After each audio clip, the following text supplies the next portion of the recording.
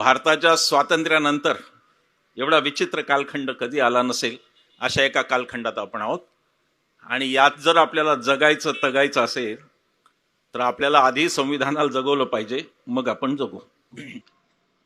आजकाल जो प्रचार चालतो व्हॉट्सअप युनिव्हर्सिटीचा, चमत्कारिक युनिव्हर्सिटी आहे.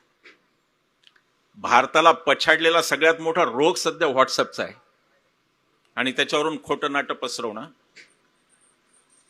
आणि हे आम्ही नाही म्हणत, या देशाचे गृहमंत्री ऑन रेकॉर्ड म्हणलेले आहेत की खरं असो वा खोटं आम्ही क्षणात ते लाखो लोकांपर्यंत पोहोचू शकतो. अमित शहा म्हणलेले आहेत की बाबासाहेबांनी एकट्याने काय केलं, ती 300 लोकांची समिती होती वगैरे वगैरे वगैरे. मग त्या गाढवांना आपल्याला टी कृष्णम्माचार्यांचं भाषण त्यांना द्यावं लागतं की मसुदा समितीत 7 सदस्य होते पण त्यातले 6 कधीच आले नाहीत, त्यातले 2 वारले, असं काहीतरी आहे. कृष्णम्माचार्यांचं भाषण आहे त्याच्यावर.